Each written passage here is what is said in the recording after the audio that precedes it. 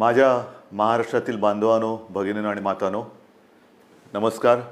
जय महाराष्ट्र. पहिल्या प्रथम आपल्याला कल्पना आहेच की आज मी आमदारकीची शपथ घेतली. त्या मुख्यमंत्री पदाला या महिनाअखेरीस 6 महिने होत आहेत. आज आमदार झालो. हे सगळं काही मी करू शकतो आणि होतो आहे हे आपल्या सर्वांच्या आशीर्वादाच्या जोरावरती आणि शुभेच्छांच्या जोरावरती. साहजिकच आहे, या निमित्ताने मला सर्व राजकीय पक्षांचे, महाविकास आघाडीतल्या सर्व नेत्यांचे, आमदारांचे आभार मानायचे आहेत. कारण एका अत्यंत कठीण अशा परिस्थितीत, म्हणजेच कोरोनाबरोबर चाललेल्या युद्धाच्या या परिस्थितीमध्ये निवडणूक होऊ न देता हे सगळं काही बिनविरोधपणाने पार पाडायला सर्वांनी मदत केली. त्यांनासुद्धा मी सगळ्यांना धन्यवाद देतोय. आणि आता पुन्हा जे आपले गेले काही दिवस सुरू आहे त्या विषयावरती येतोच. 17 तारखेला पंतप्रधानांनी जो लॉकडाऊन जाहीर केला होता, दुसरा तिसरा, त्याची मुदत संपली आणि परत पुढचे 15 दिवस म्हणजे 31 मेपर्यंत संपूर्ण देश आणि साहजिकच आहे आपला महाराष्ट्रसुद्धा हा लॉकडाऊनमध्ये आहे. आता तुम्हाला कदाचित असं वाटायला लागलं असेल की मी आलो म्हणजे लॉकडाऊनच जाहीर करतोय. साहजिकच आहे, कोणालाही घरी विशेषतः कामाशिवाय डांबून ठेवणं किंवा बसवणं यासारखी मोठी शिक्षा असू शकत नाही. पण नीट समजून घ्या, मी कदाचित कोणाला आवडत असेल, कोणाला आवडत नसेल, की याच्याकडे काही उत्तरच नाही आहेत. हे लॉकडाऊन किती दिवस चालणार, किती काळ लॉकडाऊनमध्ये राहणार, याला काही उत्तर आहे की नाही, हा जो काही चक्रव्यूह आहे हा आपण भेदणार आहोत की नाही, उत्तर कोणाकडेच नाही आहे. जगामध्ये कोणाकडे उत्तर नाही आहे, आपल्या देशातसुद्धा कोणाकडे उत्तर नाही आहे. आणि हे आता सगळ्यांना माहिती झालेलं आहे की जेव्हा एखाद्या युद्धात, विशेषतः ह्या युद्धामध्ये, युद्ध हे नेहमी शस्त्रांनीच लढलं जातं. इकडे आपल्याकडे शस्त्र नाही आहे. एक फक्त अंतर ठेवणं, स्वतःची काळजी घेणं आणि युद्ध जिंकणं, म्हणजे फार विचित्र आहे असे युद्ध. एकतर्फी नक्कीच नाही आहे, कारण आपण पूर्ण ताकदीने युद्ध लढतो आहोत. पण लॉकडाऊन वाढवला का? काही अंशी बरोबर आहे, काही अंशी नक्कीच बरोबर आहे. आपल्याला सर्वांना कल्पना आहे की आजही देशात, विशेषतः महाराष्ट्रामध्ये रुग्णांची संख्या वाढते आहे. मुंबईमध्ये वाढते आहे, ठाणे परिसरात वाढते आहे, पुण्यामध्ये वाढते आहे, संभाजीनगरमध्ये आहे, नाशिकमध्ये, मालेगावमध्ये आहे. या ठिकाणी रुग्णांची संख्या वाढते आहे. आणि ही रुग्णांची वाढती संख्या बघितल्यानंतर साहजिकच आहे मनात प्रश्न निर्माण होऊ शकतो, मग आपण नेमकं करतो काय आहोत, आतापर्यंत आपण केलं काय? मी गेल्याही वेळेला आपल्याला सांगितलं होतं की एक गोष्ट नक्की, की जी काळजी आपण मार्चपासून घ्यायला लागलो, जवळपास आपण कर्फ्यू, संचारबंदीपर्यंत आलो होतो आणि त्याच्यानंतर देशभरात लॉकडाऊन जाहीर केला गेला. जर हे आपण केलं नसतं तर जो एक अंदाज आपल्या देशात, महाराष्ट्रात आणि मुंबईमध्ये किती आत्तापर्यंत रुग्ण झाले असते, किती आत्तापर्यंत त्याच्यात मृत्यू पावले असते, हा अंदाज नुसता बघितला तरी अंगावरती काटा उभा राहतो. आणि म्हणून मी मागेही आपल्याला म्हटलं होतं की अजूनही शृंखला आपण तोडली जरी नसली तरी एक गोष्ट नक्की, की त्याच्या वाढीवरती, गुणाकारावरती नियंत्रण आपण हे नक्की ठेवलेलं आहे. गतिरोधक म्हणून हा जो काही लॉकडाऊनचा काळ आहे त्याचा आपल्याला नक्की उपयोग झालेला आहे. मग आता किती काळ चालणार? नुसता लॉकडाऊनकडे बघून चालणार नाही आहे. रेड, ऑरेंज, ग्रीन, रेडमध्ये सुद्धा कंटेनमेंट एरिया, हे असे जे काही आपण विभाग केलेले आहेत. ग्रीन झोनमध्ये आपण हळूवारपणाने जवळपास सगळं काही उघडायला परवानगी दिलेली आहे, ती अजूनही देत आहोत. आणखीनही तिथले निर्बंध हे येत्या काही काळामध्ये आपण आणखीन शिथिल करतो आहोत. ऑरेंज झोनमध्ये सुद्धा ही शिथिलता आणलेली आहे. रेड झोनमध्ये विशेषतः कंटेनमेंट एरिया आहे, तिथे मात्र अजूनही आपल्याला शिथिलीकरण करणं हे परवडणार नाही, नक्कीच नाही आहे. उद्योगधंद्याच्या बाबतीत काय आहे, मी मुद्दामून आज आपल्यासमोर थोडेसे आकडेवारी सांगणार आहे. काय काय झालेलं आहे, किती काय केलेलं आहे. पहिल्या प्रथम आरोग्यविषयक काय झालेलं आहे, नंतर उद्योगधंद्याच्या बाबतीत काय करतो आहोत. उद्योगधंद्याच्या बाबतीमध्ये सुद्धा तुम्हाला मुद्दामून मला सांगायचं आहे की नुसतं लॉकडाऊन नाही वाढवत आहोत, आपल्याला ही तारेवरची कसरत करायची आहे आणि ती करतो आहोत. एका बाजूला सुरक्षित राहण्यासाठी लॉकडाऊन म्हणजे सगळं काही थोडक्यात बंद, आणि दुसऱ्या बाजूला हळुवारपणाने काही गोष्टी आपण उघडतो.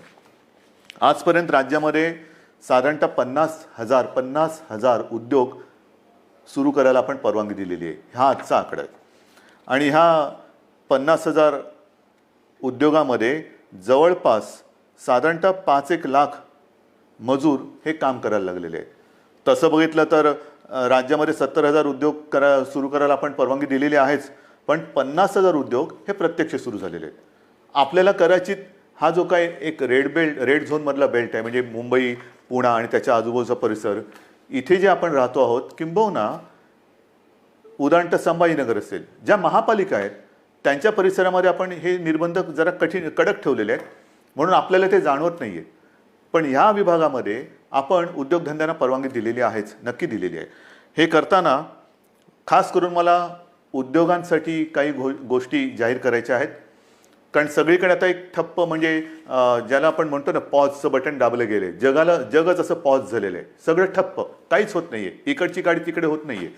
असं वातावरण असताना उद्या जे काय आपल्याला एक भरारी घ्यायची आहे, नक्की घ्यायची भरारी घेणारच, कोणत्याही परिस्थितीत घेणार. तिकडे अजिबात मागे पुढे बघणार नाही.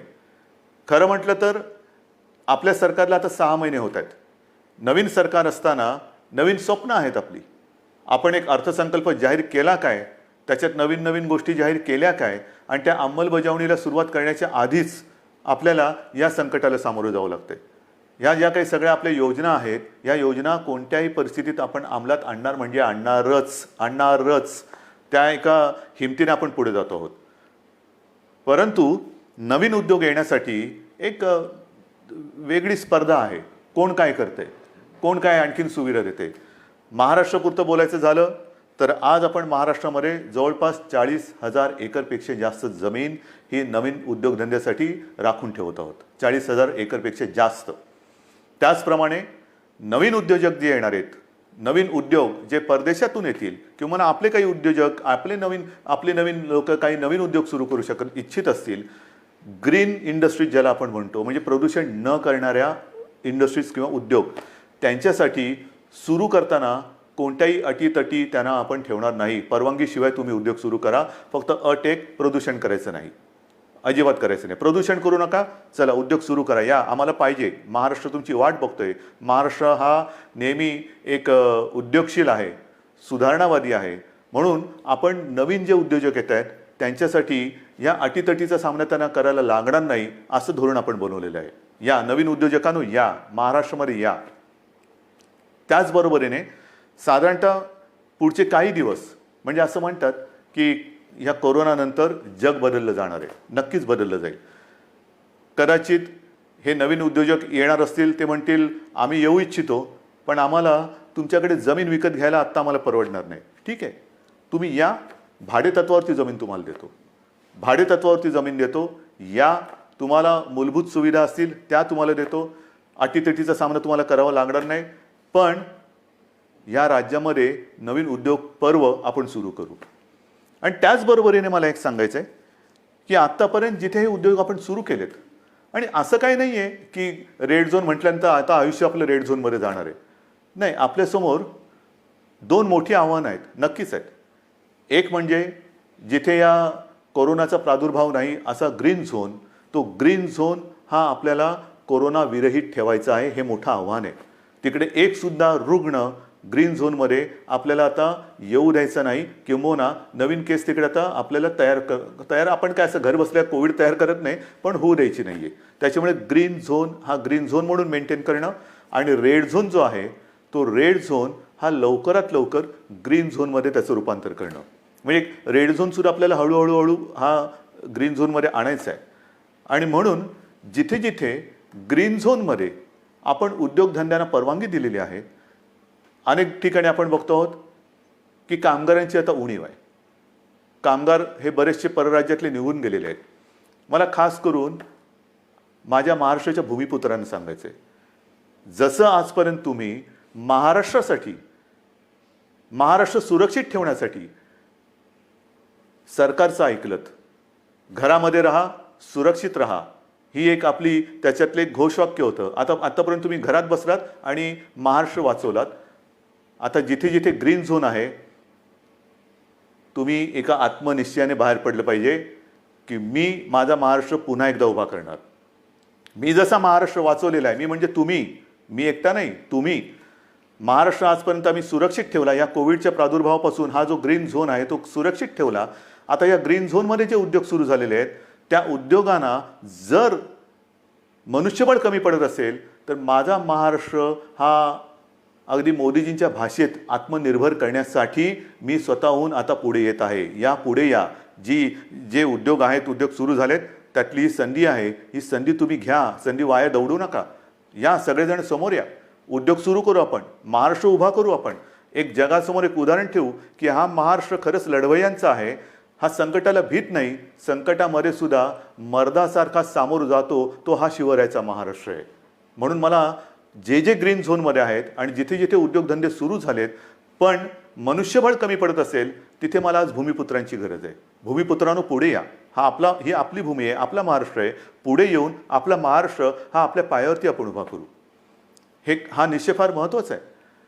हे उद्योगधंद्याचं झाल्यानंतर महत्त्वाचा मुद्दा काय आहे की आरोग्यविषयक काय. कारण अजूनही जे काही जणांना असं वाटतंय की हे एक अशीच भीती आहे, फ्लू काय, सर्दी आहे, खोकला आहे, होतो जातो, आजपर्यंत काय कोणाला झालं नाही. झालं ना. पण विशेष म्हणजे आत्तापर्यंतचा जो फ्लूचा एक भाग आहे त्याच्यात सुद्धा जसं स्वाईन फ्लू एक आहे त्याला औषध आलेलं आहे. पण ह्या कोरोनावरती अजूनही औषध आलेलं नाही. तोच एक मोठा धोका आहे. मी उगाच तुम्हाला आकडे सांगून काय घाबरवण्याची माझी इच्छा नाही, अजिबात नाही आहे. तुम्हाला भीती घालण्यासाठी मी आलेलो नाही आहे.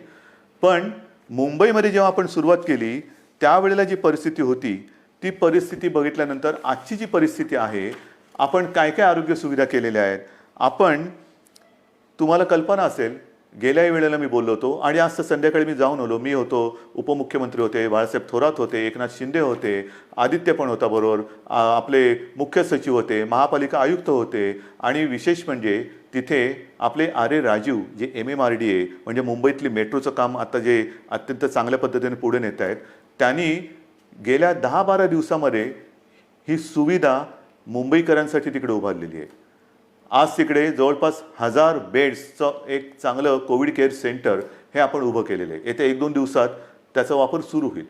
मुंबईमध्ये ठिकठिकाणी, मी मुंबईपुरतं बोलतो, मुंबईमध्ये नंतरचं पुढचं मी बोलणारच आहे, पण मुंबईमध्ये ठिकठिकाणी म्हणजे असं बांद्रा कुर्ला कॉम्प्लेक्स संकुल आहे तिथे आणखीन 1000 बेड्स वाढवतो आहोत. गोरेगावचं एक्झिबिशन ग्राउंड आहे तिकडे वाढवतो आहोत. रेसकोर्सवरती त्या पार्किंगमध्ये होतं आहे. वरळीला डोममध्ये तर सुरू केलेलाच आहे. आणखीन 1-2-3 ठिकाणी मुलुंड चेक नका आहे, ठाण्यामध्ये आहे. हे आता नुसतं कोविड केअर सेंटर म्हणून नाही राहणार. या सगळ्या जम्बो फॅसिलिटी ज्याला म्हणतो, या जम्बो फॅसिलिटीमध्ये जे आवश्यक लागतं ते तिकडे आपण करणार आहोत. म्हणजे विशेषतः सगळ्यांनाच काही व्हेंटिलेटरची आवश्यकता लागत नाही, पण अनेक जणांना ऑक्सिजनची आवश्यकता लागते. म्हणून ह्या सगळ्या सुविधांमध्ये ऑक्सिजनची सुविधा असणाऱ्या बेड्स हे आपण जास्तीत जास्त करतो आहोत. त्याचप्रमाणे काही ठिकाणी आपण अतिदक्षता विभागात म्हणजे ICU बेड्स हे सुद्धा उपलब्ध करत आहोत. ICU बेड्स म्हणजे हॉस्पिटलमध्ये तर आपण ते वाढवतोच आहोत, पण हॉस्पिटलच्या बाहेर ही जी काय आपण रुग्णसेवा किंवा सेंटर्स उभी करतो त्याच्यामध्ये सुद्धा ICU बेड्सची सोय आपण करतो आहोत. कदाचित ही काय अभिमानाची गोष्ट नाही, पण समाधानाची नक्की आहे की इतरत्र कुठेही नसेल अशी आरोग्य सुविधा आपण इथे निर्माण केलेली आहे आणि ती आरोग्य सुविधा आणखीन आपण पुढे वाढवत नेत आहोत. महाराष्ट्रामध्ये बोलायचं झालं तर महाराष्ट्रात आज मी आकडे घेऊनच बोलतोय, साधारणतः 1484 कोविड केअर सेंटर्स आहेत. 2,48,000 बेड वगैरे आहे, पण साधारणतः 2.5 लाख रुग्णशय्या ह्या आयसोलेशन म्हणजे ऑक्सिजनसह ह्या आज महाराष्ट्रामध्ये आपण उपलब्ध करत आहोत. 2.5 लाखाच्या आसपास. आज एक गोष्ट साहजिकच आहे, हे संकट एवढं मोठं आहे की काही वेळेला असं वाटतं की रुग्णांना बेड मिळत नाही आहे. याचं कारण रुग्णांची थोडीशी संख्या ही वाढती अशी वाटत असली तरी देखील आज आपण स्वयंपूर्ण होण्यासाठी किंबहुना पुढच्या महिन्यात साधारणतः किती रुग्ण होऊ शकतील ह्याची एक दक्षता घेऊन आपण हीही सुविधा वाढवत आहोत. डॉक्टर्स येत आहेत, नर्सेस येत आहेत. मध्यंतरी मी आपल्याला माहिती आहे कोविड योद्धा म्हणून सगळ्यांना एक आवाहन केलं होतं. त्याच्यात सुद्धा काही हजार लोक म्हणजे महिला पुरुष हे मदतीसाठी धावून आलेले आहेत. मला अजूनही पाहिजेत. ह्याचं कारण का? कारण नवीन सुद्धा जे आलेले आहेत ते आणि आत्ता आहेत ते, जसं गेल्या वेळेला मी आपल्याला बोललो होतो की पोलीस थकत आहेत, पोलीस आजारी पडत आहेत. काल परवा एका चांगल्या अधिकारीचा मृत्यू झालेला आहे. त्याच्यानंतर गडचिरोलीमध्ये नक्षलवाद्यांशी लढता लढता 2 पोलीस आपले तिकडे शहीद झालेले आहेत. हे सगळे ताणतणाव आहेत आणि ह्या ताणतणावामध्ये हे लोक आजारी पडण्याची वाट न बघता, मला तर कोणीच आजारी पडायला नको आहेत, आजारी पडण्याची वाट न बघता ह्यांना वेळोवेळी जर का आपण विश्रांती देत गेलो तर आपण सहजगत्या या संकटावरती मात करू शकू. म्हणून मला अजूनही कोविड योद्धा पाहिजेत. ज्यांची रुग्णसेवा करण्याची इच्छा आहे, तयारी आहे, त्यांनी सगळ्यांनी ह्या युद्धामध्ये स्वतःहून पुढे आलं पाहिजे. याचं कारण असं की आज देखील मुंबई असेल, ठाणा असेल, पुणा असेल, संभाजीनगर ह्या ज्या काही महापालिका आहेत तिकडे नाही म्हटलं तरी जो आपण कंटेनमेंट एरिया म्हणतो, म्हणजे जिथे एखादा रुग्ण सापडला तर त्याच्या आसपासचा काही परिसर आपण सील करतो. मग एक आपण साधारणतः शोध घेतो की याच्या अतिशय निकटच्या संपर्कात कोण आलेले आहेत, मग त्यांची चाचणी घेतो आणि त्याच्यानंतर आपण मग त्यांना क्वारंटाईनमध्ये किंवा लक्षणं जर असतील किंवा लक्षणं नसतील मग टेस्ट घेऊन त्यांना आपण आयसोलेशनमध्ये ठेवतो. किंबहुना जर लक्षणं असतील तर त्यांच्यावरती उपचार सुरू करतो. एका गोष्टीचं मला एक मुद्दामून तुम्हाला मला आकडा द्यायचा आहे की आज आपण एक आकडा बघत असतो की महाराष्ट्रामध्ये किती रुग्ण आहेत, मुंबईमध्ये किती रुग्ण आहेत. महाराष्ट्राचा आकडा तुम्हाला माहिती आहे, मुंबईचाही तुम्हाला माहिती आहे, पण ह्याच्यामध्ये रोजचा वाढणारा आकडा आपण बघतो आहोत. त्यातून बरे होऊन घरी जाणारा आकडा आपल्या लक्षात येत नाही आहे. म्हणजे साधी गोष्ट आहे, जर का मुंबईपुरतं बोलायचं झालं तर साधारणतः मुंबईमध्ये आज 19,967 रुग्ण पॉझिटिव्ह आहेत. पण हा 19,500चा जो काय आकडा आहे त्याच्यामधले साधारणतः 5,000 रुग्ण हे बरे होऊन घरी पण गेलेले आहेत. म्हणजे 19,000 वजा 5,000 झाले. दुर्दैवाने काही मृत्युमुखी पडलेले आहेत. याचा अर्थ असा की लवकर जर का आले आणि व्यवस्थित त्यांच्यावरती उपचार केला गेला तर बरे होऊन घरी जाणारे रुग्णसुद्धा आहेत. काही रुग्ण तर मी मागेही आपल्याला बोललो होतो की 80% आसपास रुग्ण हे असेही आहेत की ज्यांच्या टेस्ट पॉझिटिव्ह येतात पण त्यांना कोणतीही लक्षणे दिसत नाहीत. असे रुग्णसुद्धा आहेत. तर ह्या सगळ्या गोष्टीचा विचार करून आपण आरोग्य सुविधा वाढवतो आहोत, ॲम्ब्युलन्सेस वाढवतो आहोत. संपूर्ण महाराष्ट्रभर जिथे जिथे आवश्यकता आहे तिथे तिथे आपण ह्या आरोग्याच्या सुविधा वाढवत आहोत. आणि एका बाजूला या आरोग्य सुविधा वाढवत असताना उद्योगधंद्यांच्या बाबतीत सुद्धा मी सांगितलं की 50,000च्या वरती उद्योगधंदे सुरू झालेले आहेत. म्हणजे असं काही नाही की सगळं काही ठप्प होऊन बसलेलं आहे.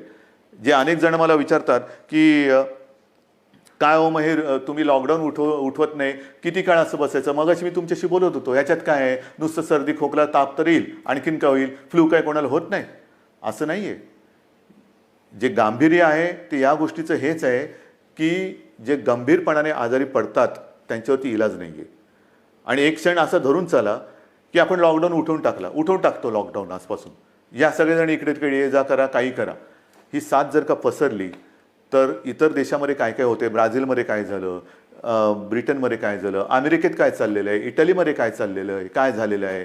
मला हे कोणत्याही परिस्थितीत महाराष्ट्रात होऊ द्यायचं नाही आणि मी होऊ देणार नाही, अजिबात होऊ देणार नाही. मी टीकेचा धनी होईन. मी तुम्हाला मागेही बोललेलं आहे, महाराष्ट्रासाठी वाईटपणा घ्यायला माझी तयारी आहे, पण जे जे मला पटतं ते महाराष्ट्राच्या हिताचं मी करणार म्हणजे करणारच.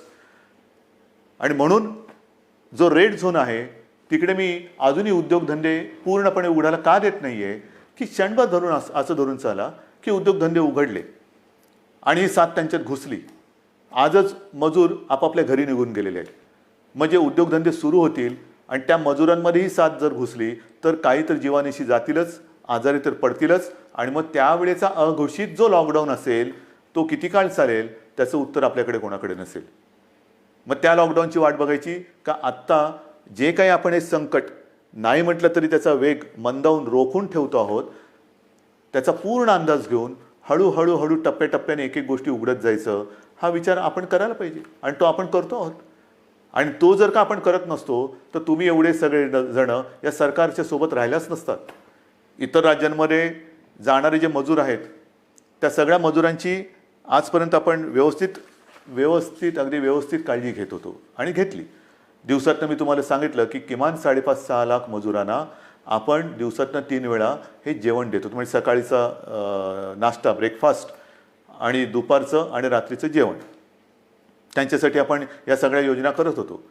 पण बरेच जण असं म्हणायला लागले की आम्हाला घर जाना आहे, गाव जाना आहे. तेव्हाही मी त्यांना वचन दिलं होतं की तुम्ही चिंता करू नका, आम्ही इतर राज्यांशी बोलतो आहोत, केंद्राबरोबर बोलतो आहोत. जसजशी सोय होईल तसतसं आम्ही तुम्हाला तुमच्या घरी तुमच्या राज्यात पाठवण्याची सोय करतो आहोत आणि ते पाठवल्याशिवाय आम्ही राहणार नाही. आणि त्याच्याप्रमाणे आज जवळपास मला वाटतं 5-1 लाख मजुरांना आपण ट्रेननी आणि बसेसनी हे इतर राज्यात अत्यंत नियंत्रित पद्धतीने हे पाठवलेलं आहे, कुठेही खळखळ होऊ न देता. पण मला एक काय सांगायचं आहे की हे सगळे जे काही इतर राज्यातले मजूर आहेत, रस्त्यावरनं चालत आहेत, अजूनही काही ठिकाणी आहेत, कशाला चालता, क्यों चल रहे हैं? आपके लिए हम पूरी कोशिश नहीं, शुरुआत तो हुई है. ट्रेन से आप जा रहे हैं घर, बस से जा रहे हैं, तो ऐसे रास्ते पे मत चलो, रास्ते पे नहीं चलना. बीच में कोई फिर एक्सीडेंट कभी होता है, क्यों कर रहे हो ये सारी चीज़ें? आपके लिए हर एक राज्य के लिए ट्रेन की सुविधा शुरू हो गई है, बस की सुविधा शुरू हो गई है. आप जहाँ भी हो वहीं पर रुके. हमारे पूरे स्टेट में अलग अलग जिलों में डिस्ट्रिक्ट में कलेक्टर्स हैं, उनके सब साथी हैं, आपका इंतजाम वो कर रहे हैं, ठीक से कर रहे हैं. और जब भी ट्रेन की सुविधा, जैसे रोज़ाना कुछ ट्रेन चल रही है, कुछ उत्तर प्रदेश में जा रही है, बिहार में चल रही है, पश्चिम बंगाल में जा रही है, राजस्थान जा रही है, गुजरात जा रही है, जैसे जैसे वो आती जाएगी हम आपको भेज रहे हैं. बेताब ना होना, काही गरज नाही आहे. तुम्हाला आम्ही पूर्णपणे सुरक्षितपणाने तुमच्या राज्यात आम्ही सोडतो आहोत. आणि आजपर्यंत मी म्हटलं ना की एवढे मजूर हे महाराष्ट्रातून त्यांच्या राज्यात गेलेत, त्यांच्या घरी पोचलेत, बसेसने आपण पाठवलेले आहेत. आणि विशेष म्हणजे त्यांच्याकडनं आपण कुठेही तिकीट्स नाही घेतलेली. मुख्यमंत्री सहायता निधीतून त्यांचा खर्च केलेला आहे. काही संस्था पुढे आलेल्या आहेत, त्यांनी त्यांचे पैसे दिलेले आहेत. त्यांना हे, कारण हे गरीब आहेत, काम करणार आहेत, तळहातावरती पोट असणार आहेत. तळहातावरती पोट असल्यानंतर जर त्यांची रोजची मेहनत ही होणार नसेल किंवा काम मिळणार नसेल तर यांच्याकडे तिकिटाचे पैसे कुठून येणार? म्हणून त्यांना आपण आपल्या सरकारच्या माध्यमातून, सरकारच्या खर्चाने आपण त्यांना पाठवतो आहोत. हे झालं त्या राज्यात जाणाऱ्या लोकांचं. मग आता मी येतो माझ्या आपल्या राज्यातल्या लोकांकडे. मुंबई म्हटल्यानंतर साहजिकच आहे, कोकण आणि पश्चिम महाराष्ट्र इथे राहणारे लोक खूप आहेत. तेही मागे लागलेत. हे काय तुम्ही त्या राज्यातल्या लोकांना पाठवता, आम्ही काय केलंय, आम्हाला कधी घरी पाठवणार? अरे तुम्ही तर आपले आहात. आजपर्यंत तुम्ही सहकार्य केलेलं आहे, तुम्हालाही हळूहळू मी पाठवतो घरी. पण आज थोडे अस्वस्थ नका होऊ. कारण आजपर्यंत कोकण म्हटल्यानंतर मला माहिती आहे, हा आंब्याचा सीझन, काजूचा सीझन, सगळा एक कोकण म्हणजे गंमत असते. ह्या मोसममध्ये कोकणात जाणं, फणस आहे, मजा असते. कोकणामध्ये जाणं हे या दिवसात सुट्टी, मग कोणाचे आजी आजोबा असतील, कोणाचे मामा मामी असतील, काका काकी असतील, सगळे नातेवाईक असतात, त्यांच्याकडे जायचं, गावातल्या घरात राहायचं, आंबे खायचे, गंमत असते. पण ह्या उन्हाळ्यात ती गंमत नाही आहे. मी आपल्याला सगळ्यांना मुद्दामून एक विनंती करतो की कृपा करून आपण तरी रस्त्यावरनं किंवा इकडून तिकडून असे जाऊ नका. कारण मुंबईमध्ये आपण काळजी घेतो आहोत, प्रत्येक जिल्ह्यात आपण काळजी घेतो आहोत, पण प्रत्येक जिल्ह्यात आरोग्य सुविधा ज्या आहेत त्यांची एकूण जर का मर्यादा बघितली, आणि काही जिल्हे हे कोविड मुक्त आहेत, आज सुद्धा तिकडे प्रादुर्भाव झालेला नाही, ते आपल्याला तसेच ठेवायचे आहेत. जर आपल्याला लवकरात लवकर या लॉकडाऊनमधून बाहेर यायचं असेल तर पहिलं म्हणजे जे आपले ग्रीन झोन आहेत, जिकडे कोविडचा प्रादुर्भाव नाही, हे जिल्हे, हे विभाग आपल्याला ग्रीन झोन म्हणूनच ठेवावे लागतील. म्हणून आपण सुद्धा घरी जाताना असेच उठून निघू नका. आपल्याला सुद्धा जर जायचं असेल, खरंच पहिलं जायचं आहे का थोडे दिवस थांबून आपण जाऊ शकता, थोडा धीर धरला तर सगळ्यांनाच बरं होईल. आपण इथून तिथे जाणार, काही ठिकाणी जसं आता उदाहरणार्थ रत्नागिरी आहे, इतर काही ठिकाणी आहेत, इथे आपल्याकडनं काही गेलेले लोक आहेत, ते पॉझिटिव्ह निघाले. झालं, एक केस तिकडे आली, मग तिकडे पुन्हा ते कंटेनमेंट झोन आला, हे आलं, ते झालं. म्हणजे आत्तापर्यंत जिकडे काही नाही आहे तिकडे हा सगळा नसता खटोटोप आला. तर म्हणून मला असं वाटतं थोडंसं धीराने जाऊया. एक नियंत्रित पद्धतीने जसं आपण इतर लोकांना पाठवतो आहोत परराज्यातले काही लोक आपण आपल्याकडे घेतो आहोत. आता तर परदेशातून आपल्याकडे येणारी लोक सुद्धा सुरू झालेली आहेत. हळूहळू आता जग हालचाल करायला लागलंय. असं काय नाही की सगळे ठप्प बसलेत. परदेशातली लोक आपल्याकडे परत येत आहेत. आपल्याकडची काही जी अडकलेली लोक ती परदेशात त्यांच्या देशात जात आहेत. रोजची थोडी विमानं सुरू झालेली आहेत. पण इथले तिथे आणि तिथले इथे आल्यानंतर क्वारंटाईन म्हणजे विलगीकरण हे फार महत्त्वाचं आहे. विलगीकरण, कारण आपण जर का कळत नकळत हा व्हायरस आपल्यासोबत नेत असू तर आपल्यापासून, मी जसं मगाशी म्हटलं ना की काही जणांना ह्याचा प्रादुर्भाव झाला आहे पण लक्षातही येत नाही एवढं चांगल्या पद्धतीने ते त्याचा प्रतिकार करतायत. म्हणजे लक्षणं नाही आहेत आणि कोणत्याही औषधाशिवाय ते बरेही होत आहेत. परंतु त्यांना जरी काही झालं नाही आणि होऊ नयेच तरी वाहक म्हणून ते काम करू शकतात. म्हणजे त्यांना काही नाही झालं आणि गेला घरी आणि कळत नकळत व्हायरसचा प्रादुर्भाव झाला असेल तर तो तिकडे दिला व्हायरस, म्हणजे तो इकडचा व्हायरस तिकडे गेला आणि जो तिथे नाही आहे तो पसरून ठेवला. म्हणून मला माझ्या खास करून कोकणातील बांधवांना, माता भगिनींना सगळ्यांनाच सांगायचं आहे, पश्चिम महाराष्ट्रातल्या सगळ्या बांधवांना भगिनींना सांगायचं आहे की कृपा करून घाई गडबड करू नका, अस्वस्थ होऊ नका. हे थोड्या काळापुरती ही परिस्थिती आहे, तिच्यावरती आपण मात करतो आहोत, मात करणार आहोत.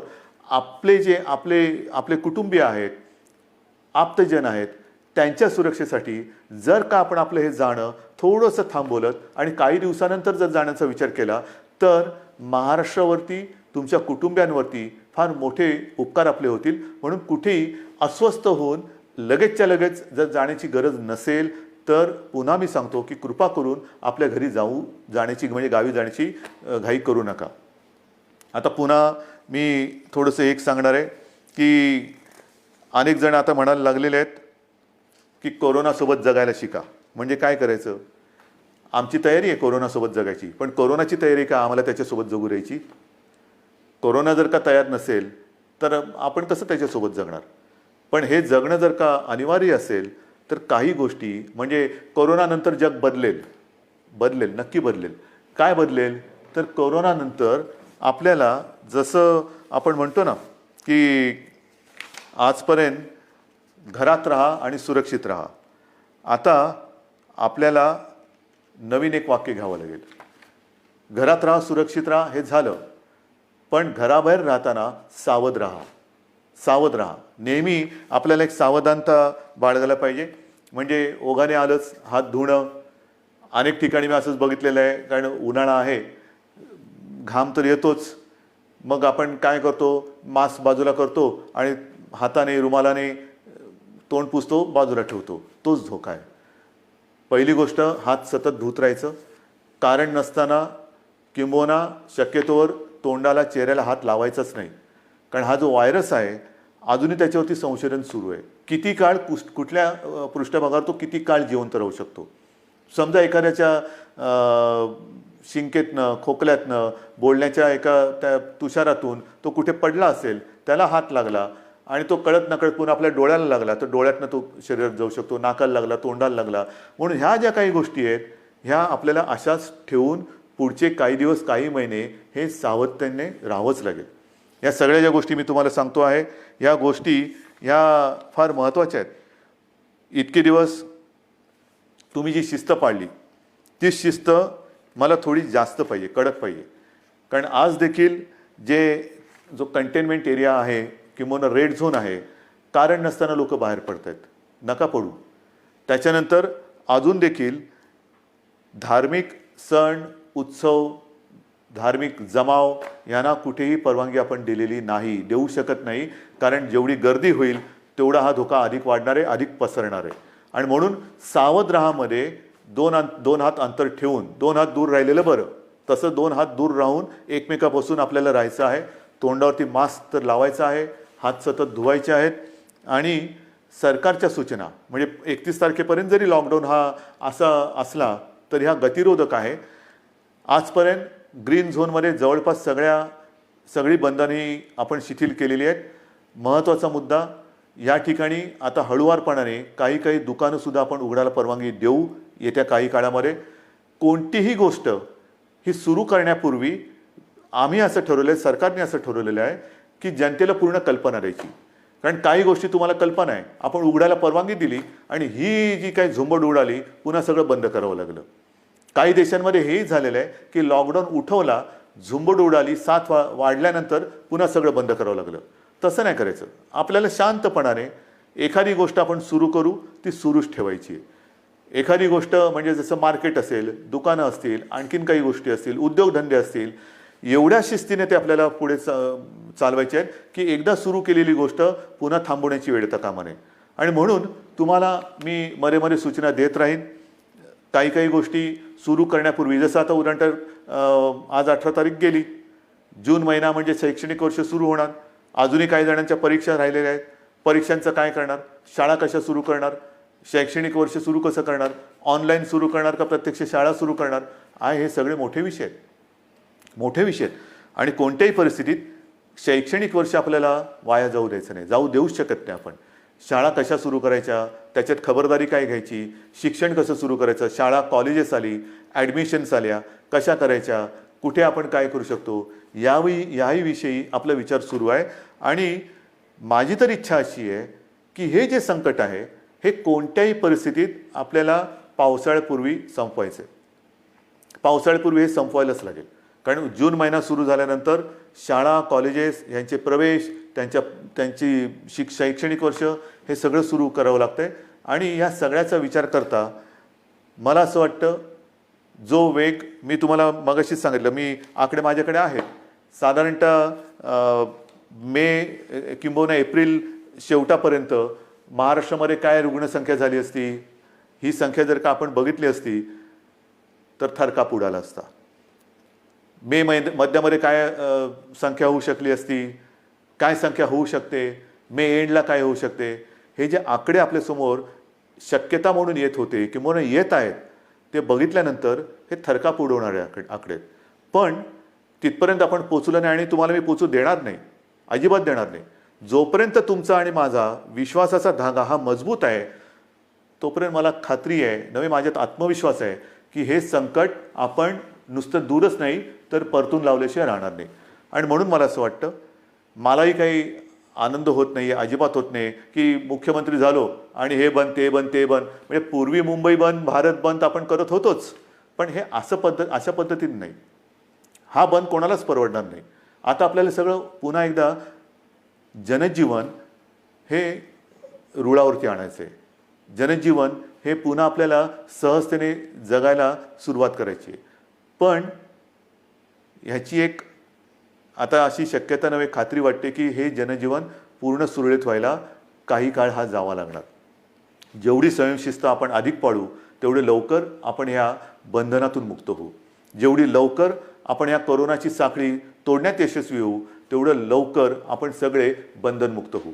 आणि म्हणून पुन्हा एकदा मी तुम्हाला सगळ्यांना विनंती करतो आहे की जे काही सरकार करतं आहे ते केवळ आणि केवळ कोणताही धोका या महाराष्ट्राला, महाराष्ट्रातल्या माता भगिनींना, बांधवांना होऊ नये त्याकरता ही पावलं उचलत आहे.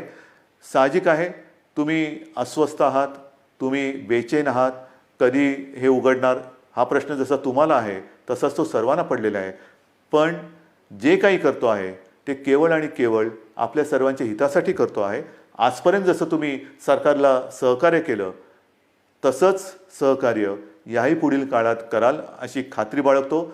आणि लवकरात लवकर ही साखळी तोडून आपण बंधनमुक्त होऊ ही आशा बाळगतो. जय हिंद, जय महाराष्ट्र.